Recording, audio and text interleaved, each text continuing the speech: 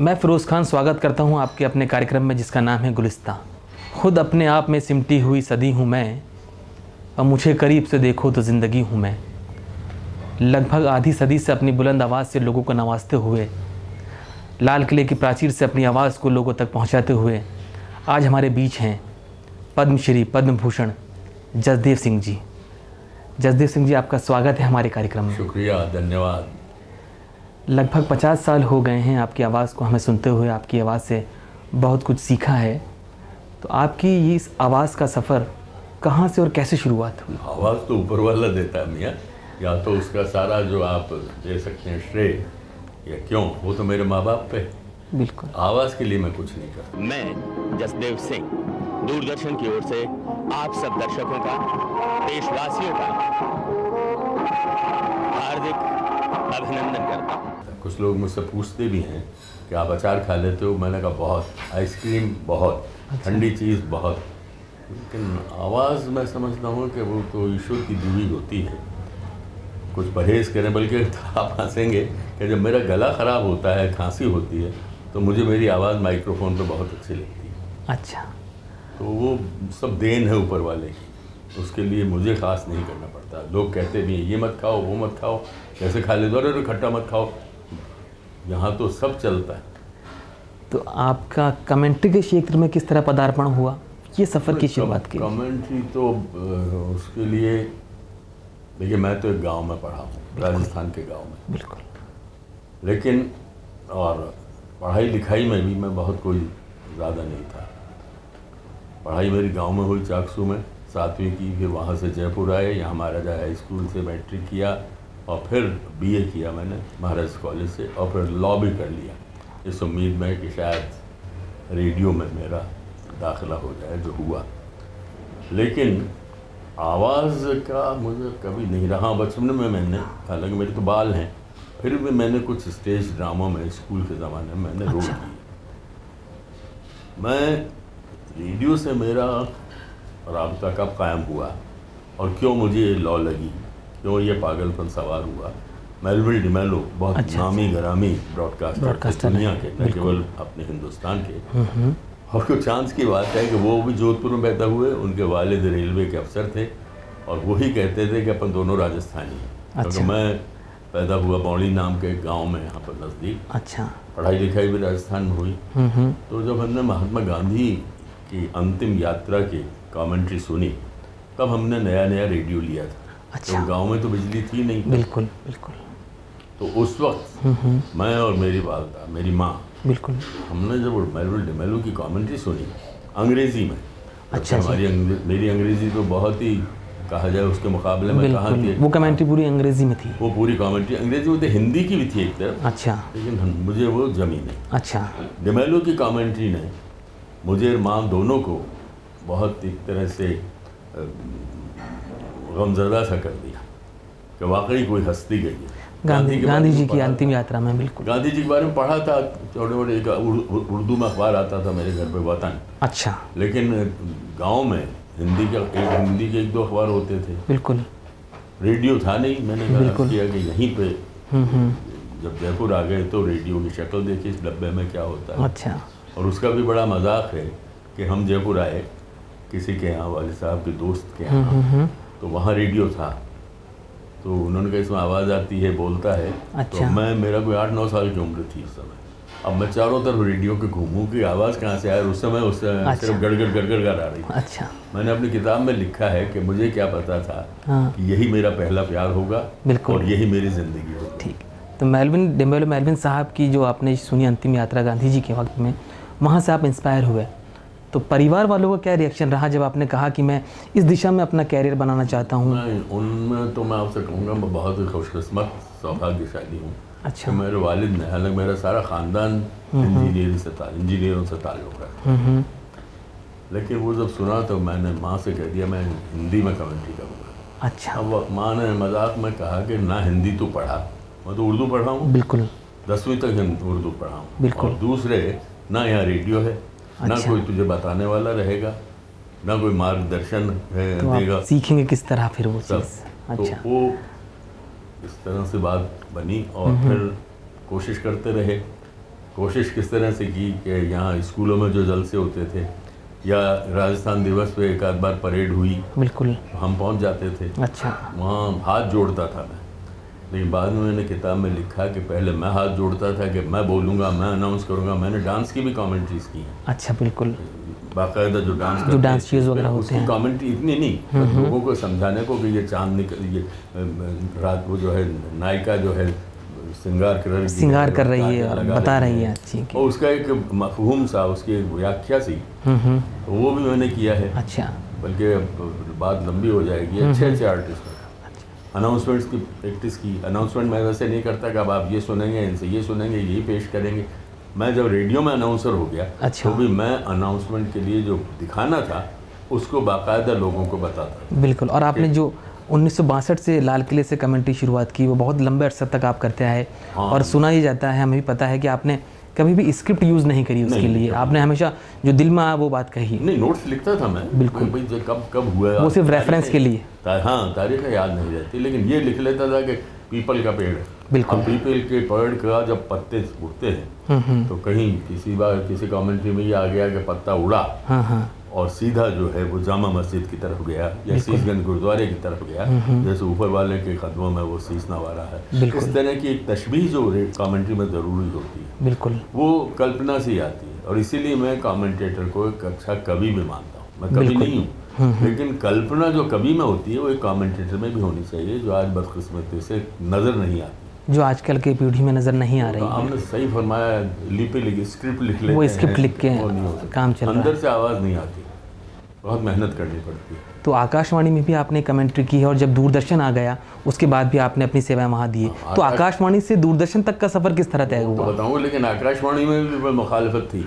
अच्छा। पहली मुखालफत थी कि पंजाबी है, अच्छा, तलफ़ुज़ ख़राब होगा, अच्छा, ये उर्दू पढ़ा है, हिंदी का उच्चारण ठीक नहीं होगा।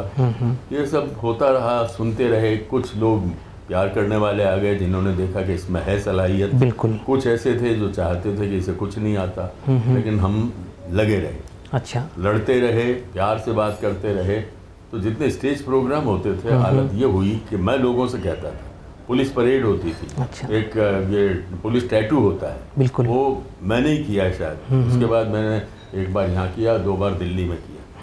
टैटू बड़ी मुश्किल चीज़ होती है। बिल्कुल। तो मुझे थोड़ा भगवान ने मुझे ड्रामा दिया है, अदाकारी भी मैंने की। बहुत आगे चल के मैंने इंग्लिश फिल्म में भी रोल किया। अच्छा। 14 मिनट का रोल है, the wind can not read, सन 58 में। उनको सिख एक्टर चाहिए था। अच्छा। सिख तो मिल जाते थे दाढ़ी मूछें लगा के, तो उनके जो मुझे जिसने सिलेक्ट किया, चुना, उसने कहा कि हमको असली सिख चाहिए था। और जयपुर में कुछ लोगों ने उन्हें चुने, बॉम्बे वगैरह में। अच्छा। लेकिन कुछ लोगों ने कहा कि वो लड़का कर सकता है, क्योंकि वो रेडियो पे ड्रामा करता है। रेडियो में ड्रामा में बहुत आता है, बहुत ड्रामा किया। मैंने भगवान राम का भी रोल किया। और पता नहीं नंदलाल शर्मा आपने सुना, बिल्कुल, बहुत मशहूर मारूफ हस्ती जयपुर की। वो, मैं, घनश्याम शर्मा, हम लोग, मैं अनाउंसर था नाम को। अच्छा। रेडियो रिपोर्ट करना। तो जो एक रेडियो का ब्रॉडकास्टर होता है ना, वो ये नहीं देखता कि वो क्या काम कर रहा है। बिल्कुल। उसके जो जैसा काम होता है, उसके अंदर से भावनाएं उमड़ती हैं। बिल्कुल। अपने आप एक जज्बा पैदा होता है। तो मतलब कमेंट्री भी एक जज्बा है, एक भावना है। बिल्कुल, उसके है। अगर आपका सामने वाला ये सोच ले, रेडियो की बात कर रहा हूँ, काश मैं वहाँ पे होता जहाँ से ये बोल रहा है, वो आपकी कामयाबी है। बिल्कुल। ये मेरे एक स्टेशन डायरेक्टर ने मुझे चिट्ठी में लिखा था। इसी तरह से आप देखिए और जगह में, टीवी में भी है। टीवी में कहते हैं लोग देख रहे हैं, ज़्यादा क्यों बोलो, बिल्कुल नहीं बोलना ज़्यादा। लेकिन टीवी में जो भावनाएं पैदा होती हैं सुन के, जो देश प्रेम पैदा होता है, जो अगर ऐसी कोई कमेंट्री है किसी के अंतिम यात्रा की, वो सब जब आप भावनाओं को कर देंगे। अब नेहरू जी के निधन पे अपनी तारीफ नहीं करनी चाहिए, लेकिन उस कमेंट्री में मुझे सबसे पहले, क्योंकि मैं सन कब उनका इंतकाल हुआ था, देहांत हुआ था 1964 था या 64 में मैं ओलंपिक में गया, 1965 जैसे कुछ था। अब वो कमेंट्री हिट इस तरह से हो गई कि किसी के बारे में गम की बात कर रहा हूँ, लेकिन उस पर जो इंडियन एक्सप्रेस की जो उसने लिखा, सभी ने तारीफ की, लेकिन उसने लिखा कि हिंदी उर्दू कमेंटेटर, वो started with the couplet okay. वो कंप्लीट दिमाग में आ गया, उस समय याददाश्त अच्छी थी। अच्छा। तो वो था कि हज़ारों साल नरगिस अपनी बेनूरी पे रोती है, बड़ी मुश्किल से होता है चमन में दीदा भर पैदा। बहुत सही फरमाया। वो शेर अभी कुछ दिन पहले किसी साहब ने, आपकी पहली कमेंट्री मैंने सुनी, पहली कमेंट्री में आपने बोला, वो दिल पे जो असर कर जाती है, बिल्कुल गहराई तक पहुँच जाए, वही कमेंट्री है, बिल्कुल वही रेडियो पर बोलना है, वही टीवी पे बोलना है। लेकिन जहाँ हमने स्क्रिप्ट अपना ली, बिल्कुल वहाँ खत्म हो गया। मतलब चाहे रेडियो हो चाहे टीवी हो, भावनाएं समान है। भावनाएं का वहाँ वो होना चाहिए, सुनने वाले को, देखने वाले को लगे। अब लोग ये कहते हैं ना कि टीवी पे तो दिख रहा है, क्या बता रहे हो। बिल्कुल, मैं टीवी पे भी करता हूँ और ईश्वर की ऐसी कृपा है मेरे पे कि मैं उसको अपने लफ्ज़ों में दूसरी चीज़ करके भी कर देता हूँ। बिल्कुल। अब आप आज़ादी का जश्न की कमेंट्री कर रहे हैं, वो तो सभी बता देंगे 15 अगस्त है, उस रोज़ झंडा फहराया गया, लेकिन उस रोज़ लोगों में क्या था। बिल्कुल, वो तो सब कुछ देख भी रहा है टीवी पर। लाल किले से अभी कोई 10-12 साल हुए होंगे, तो लाल किले के प्राचीर पे लोकल कमेंट्री करवाई इन्होंने। अच्छा। वहाँ सब बैठे थे, प्रधानमंत्री वगैरह और सब लोग। अभी की बात है, 15 साल की। तो मैंने सारा जाके अध्ययन किया और मैंने वो सब बताया कि कैसे वो ये लैला की पसलियाँ हैं और मजनू की कई बातें हैं, बिल्कुल। और वो पराठे वाली गली जो दिल्ली की थी, कहीं शॉट में आती बिल्कुल थी। बिल्कुल। ऐसे कई चीज़ें हैं जिनका बखान करना तो लोग लगते हैं यहाँ पे कुछ है। जामा मस्जिद के मीनारे हैं, हमेशा वहदत का। बिल्कुल। तो कमेंट्री मतलब एक कला है, सिर्फ स्क्रिप्ट पढ़ना नहीं है। एक मुझे जो मैं हमेशा बाहर भी कई बार कहता हूँ कि वैसी जगह दुनिया में कहीं नहीं है। एक तरफ इतिहास लाल किला, बिल्कुल आपके सामने, दूसरी तरफ सामने जामा मस्जिद है, जहाँ से अजान की आवाज़ पैगाम देती है। पास में मंदिर है, जैन मंदिर, जिसे उर्दू मंदिर भी कहा जाता है। बिल्कुल लश्कर रहता था। बिल्कुल। तो एक जैन को बादशाह शाहजहां ने बिल्कुल इजाजत दी थी इसमें तंबू में मूर्ति लगाने की। आज वो जैन मंदिर है और लाल रंग है, इसलिए लाल। वहीं पक्षियों का अस्पताल। बिल्कुल। इसी तरह से गुरुद्वारा शीशगंज साहब, गुरु तेग बहादुर ने धर्म की खातिर, ईमान की खातिर अपनी बलिदान दिया। बिल्कुल। तो ये सब चीज़ें, और फिर ये फतेहपुरी मस्जिद, बेगम फतेहपुरी के नाम से, और फिर बैप्टिस्ट चर्च। बिल्कुल। तो सारे धन शायद दुनिया में कोई जगह नहीं होगी कि इस तरह से सब एक ही जगह सिमट कर आ गए, समाहित हो गए, एक जगह समाहित हो गए। और ये पैगाम देते हुए इस ज़मीन से, हमारी भारत माता की ज़मीन से, धरती से, कि ये दुनिया एक है, धर्म और ये सब अपनी अपनी बातें हैं, और सारे जहाँ से अच्छा हिंदुस्तान हमारा, वो सिर्फ एक जगह ही दिखता है। तो आपने लाल किले से भी कमेंट्री की, आपने खेलों से भी जुड़े रहे हैं, नेशनल गेम्स जुड़े हैं, ओलंपिक्स के आपने कई बार, मतलब अनगिनत बार आपने कमेंट्रीज की। तो कमेंट्री करना, लाल किले से, खेलों से जुड़ना, उर्स मुबारक की आपने कमेंट्री की, तो अलग अलग विधाएं आपने एक्चुअली कमेंट्री की दिखाई हैं। तो ये किस तरह हुआ, मतलब कैसा अनुभव रहा? मैं तो एक ही चीज़ मानता हूँ, मेहनत मैंने की है, लेकिन जो जज्बा मुझे मिला है वो कहीं ऊपर वाले ने, ईश्वर ने, भगवान ने, खुदावंद करीम ने सौंपा मुझे। नवाज मोइनुद्दीन हसन चिश्ती संजरी रहमतुल्लाह अलैह का रोज़ा मुबारक बिला तफरीक मजहब व मिल्लत बनी हुए इंसान का मरकज़ अक़ीदत है, मुसीबत ज़दों के लिए जाए पनाह है। क्योंकि एक लॉ थी मुझे, एक जुनून था ये कि मैं हिंदी में कमेंट्री करके बताऊंगा। एक चुनौती थी, वो पूरी हो गई।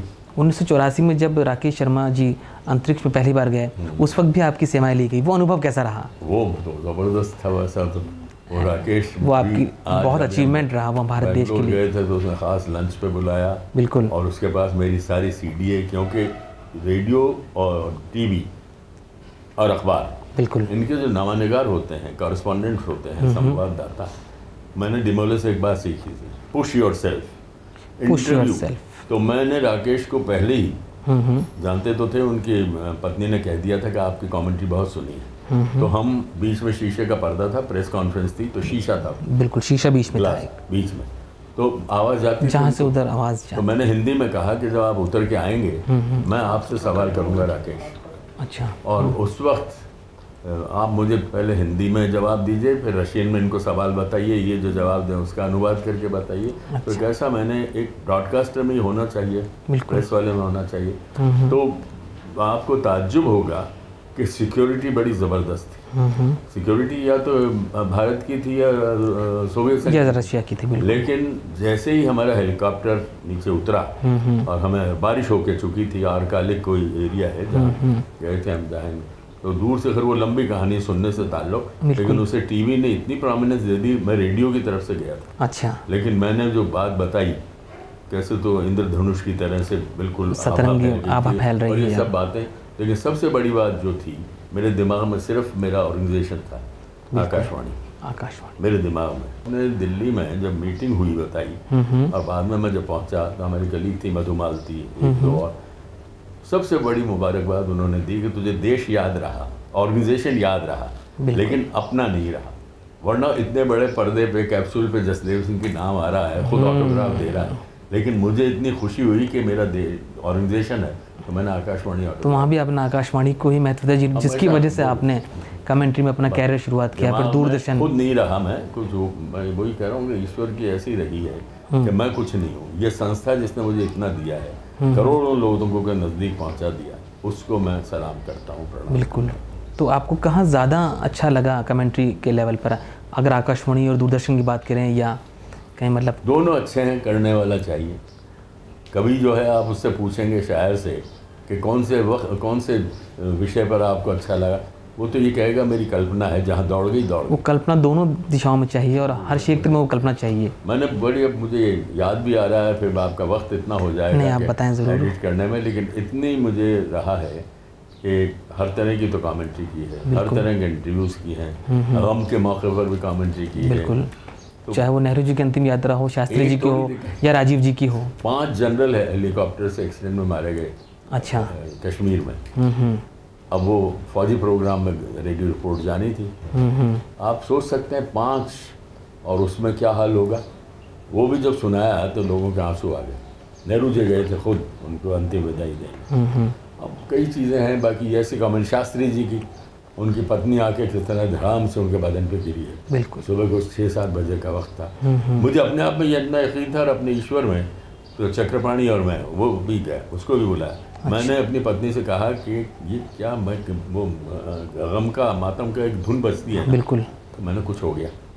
तो पड़ोस में रेडियो किसी के यहाँ बज रहा था। मैं बहुत छोटे से मकान में रहता था किराए के, दिल्ली गया ही था अभी तो। बिल्कुल।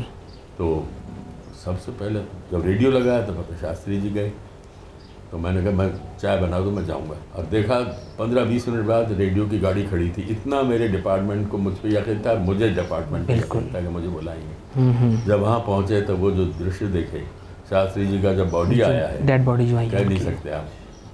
तो आज उसका नतीजा ये है कि शास्त्री जी के घर में 2-3 अच्छे फंक्शंस हुए। तो उनका जो इमारत जिसमें वो रहते थे, उसको राष्ट्र को समर्पित किया उनके परिवार ने। ऐसे ही शास्त्री जी की मूर्ति सोनिया गांधी जी ने उसका क्या अनावरण किया उसका, वो सब मैंने किया। अच्छा। तो इतिहास पूरा बनते हुए देखा है मैंने। बिल्कुल, ये मैं कह सकता हूँ, गर्व नहीं है, आप उस इतिहास के साक्षी, गर्व भी है, इतिहास के साक्षी रहे आप। हाँ। मतलब कहीं ये कहे कि कमेंट्री के लिए आपकी जो अंदर की भावनाएं हैं, जज्बात आप में हैं, वो कहीं ना कहीं ज़रूर यूज़ हुए हैं। वो अपने आप होते हैं। बिल्कुल। साहब ने कहा कि अब यही बोल दो, जैसे ये कमरा है मेरा। हाँ, मैंने बोल देता हूँ, वो वहीं पे खुश हो गए।